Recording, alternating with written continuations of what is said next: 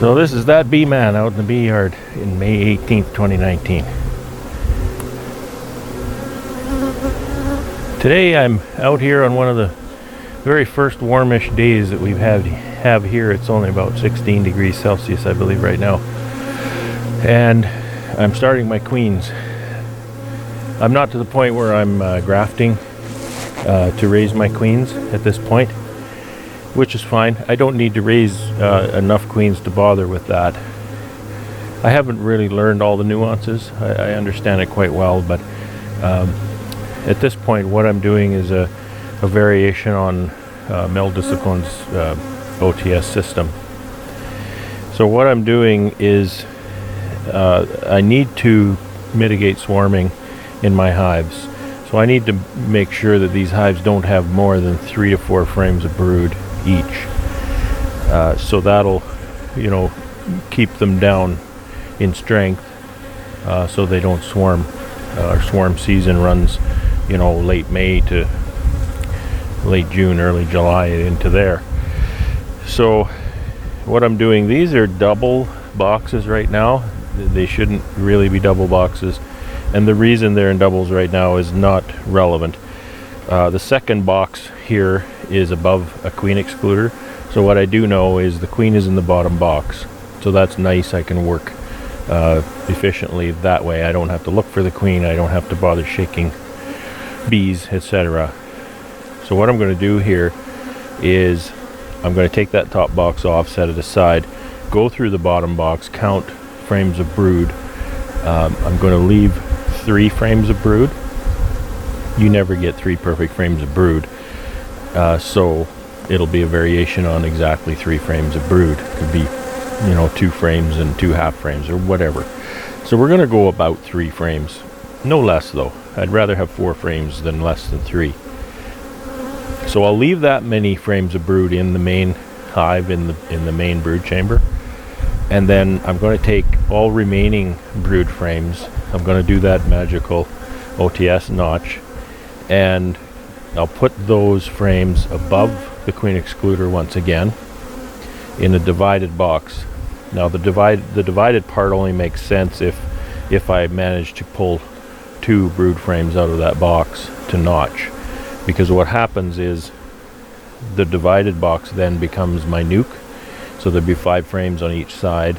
They'll start cells on each side, and then that divided box will set aside on a bottom board, and that's a mating nuke in my operation.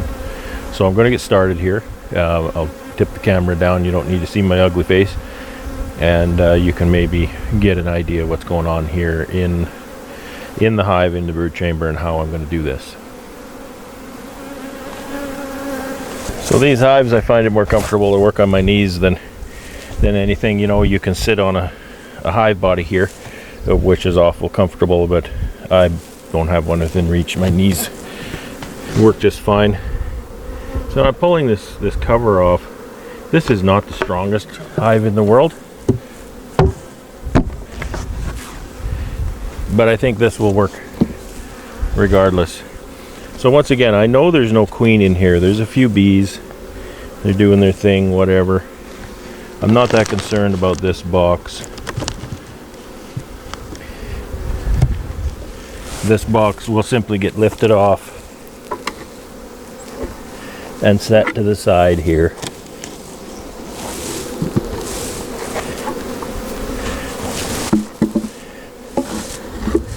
This box is my divided box. Hopefully you can see that divider in the center. 5 frames will fit on each side. Sorry if the microphone is loud. I tend to talk louder when I'm doing this sort of thing. So off comes my excluder. This is a Formic Pro mic control. That's actually why there's a second box on here already. I'm not going to go into that. That's for another video that I've already made, actually. This is a spring wrap that I have on these. These probably could come off, but they do help out staying on, so there's no reason for me to get hasty, take them off.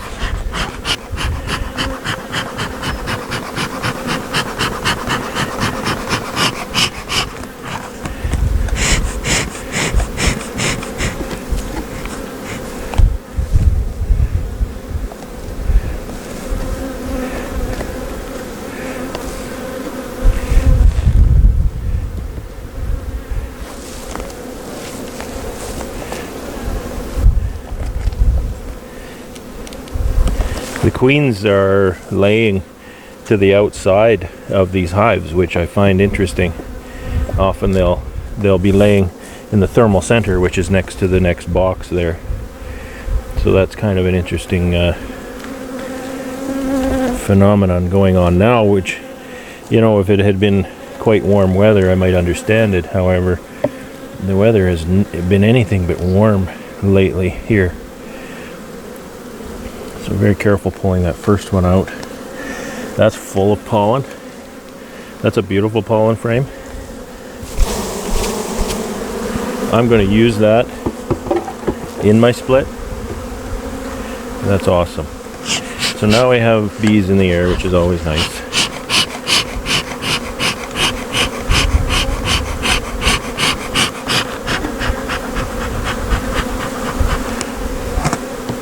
I want to look at this frame.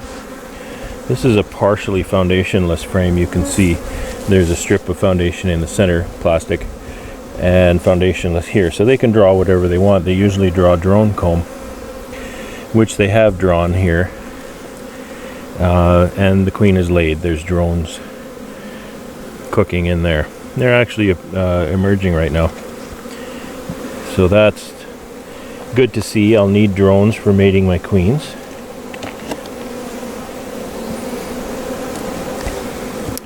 All is said and done, I want to push that frame to number 3. So we'll do that when the time comes. So we have a tiny bit of capped, extremely young larva there. Pollen there, and a little bit older larva there. So I'm going to call that a brood frame, although it's very weak. So if I get another one like that, I'll call it one between them. So here we have a pretty good brood frame. Most of it's open larva. There's quite a bit of pollen there too, which is nice. So I'll call that 2.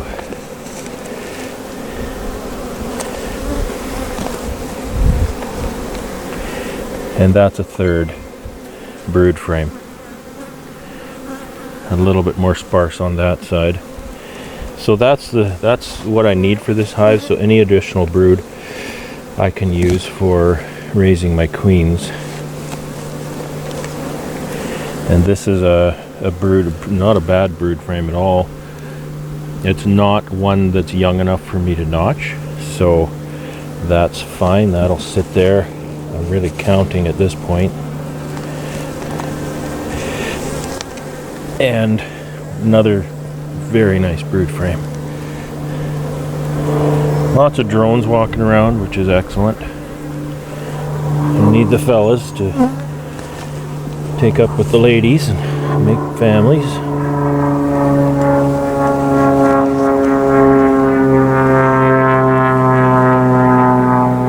There's eggs there. Very young larva. A little bit of sealed. Not much there. There's a cup here. Nothing in the cup. In my opinion, nothing in it. A queen cup with nothing in it means nothing. So this is actually, yeah, that's pretty good brood frame on one side. The other side's a little weak. So 1, 2, 3, 4, 5, 6. We can take 3. That's very nice to see. The smoker's not working real well.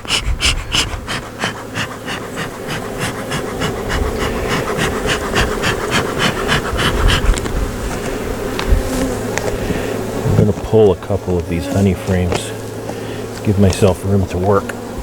It's not really warm out here, so I don't want to leave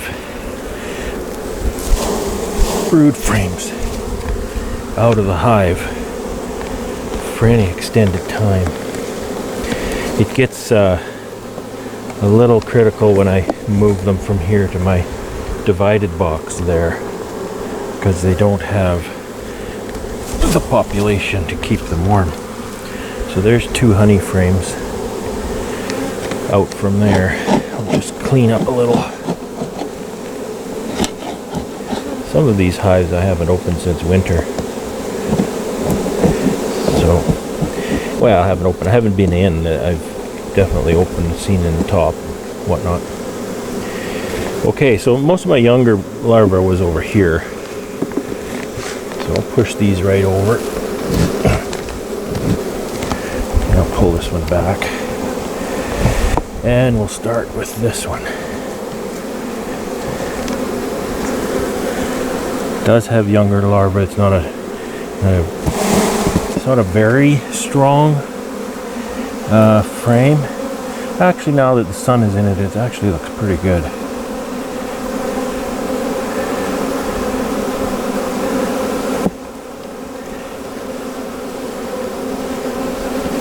I don't think my eyes are as good as a lot of people's, so it's hard for me to see exactly which larva to notch.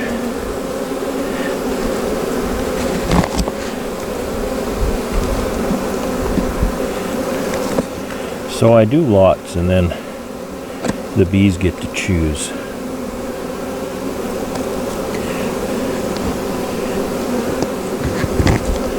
Right down to the foundation. Make a nice big notch. Drag it down there. One thing I noticed is if you're notching, particularly if you're notching above sealed brood, hold your frame up as I'm doing, or even more vertical. The sealed brood, it's rather juicy, and if you squash it, it'll flood the frame that you're intending to, or the cells you're intending to notch. So I don't imagine that does any good for the young larva. So that's good enough for this one. I'm going to slide that in next to the other frame, and I'm going to go ahead and put a honey frame next to it. I'm going to do that now to keep it warm as I can.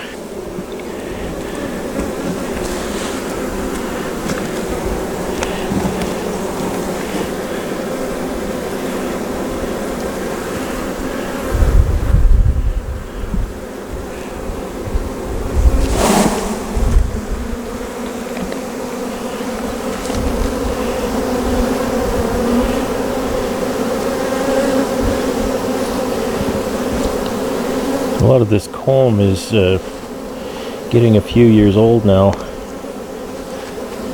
It's rather hard to notch, rather hard to pull down. Dig in and there's cocoons and they cause problems. I don't know why. I usually do 2 notches on each side if I can.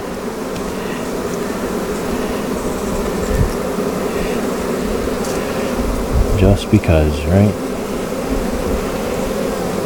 This is my second year using this system to raise queens. I've done it before that and it worked, but it's my second year raising queens this way, and I've had good success.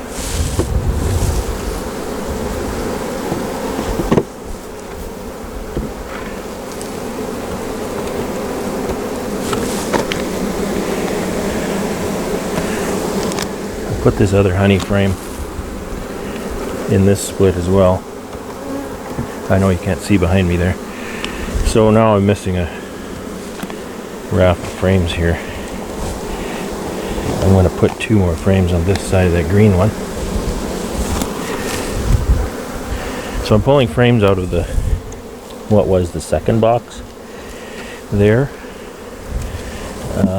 There should be no queen because the queen was obviously laying in the bottom box below the queen excluder. So put those there, those back over there, pull the brood nest back,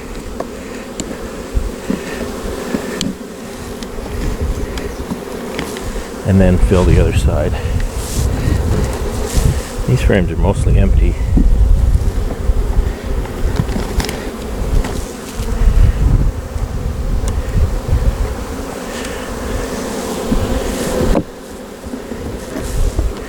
I'm really anxious to get that box back on top here for warmth. Keep that larva warm. I wish this was a warmer day for this, but it's the date that this needs to be done. So okay, so we're back on top. We've got our notches there. Now we'll just fill the nuke.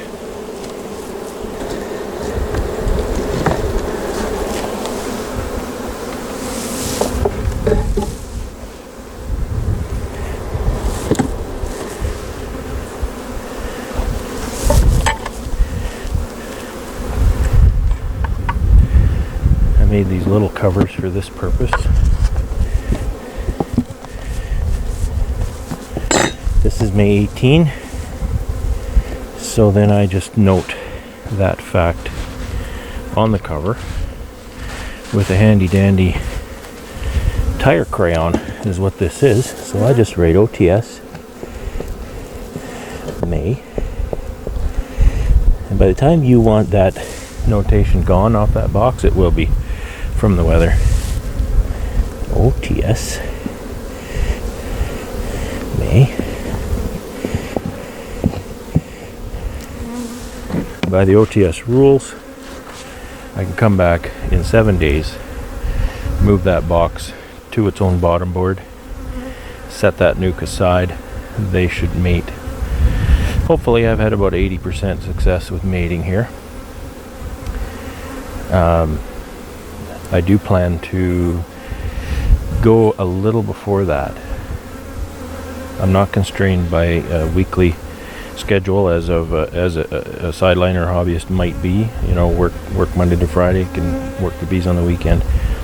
This is my full time, so I'm thinking I might come back as early as Tuesday to catch that cell just a day before it's sealed. When the cell is sealed is when the queen is most vulnerable to physical shock. So I'm hoping that then I can move that box to my mating pallet. I've got 4 of these doubles mounted to a mating to a pallet, and then I want to move that to somewhere else in my apiary for mating, just so it's out of the way and it's away from the large colonies. So one down, 50 55 or so to go, so we better get to it. So I hope this was interesting and helpful, and let's hope it works. I'm going to come back in 3 days, check a few of these cells, because if this doesn't work, if they don't draw these cells out, I need to act, because I need to get these queens going and make those splits. It's just simple as that. It is the time of season. I need the increase, and I need to mitigate the swarming. So have fun.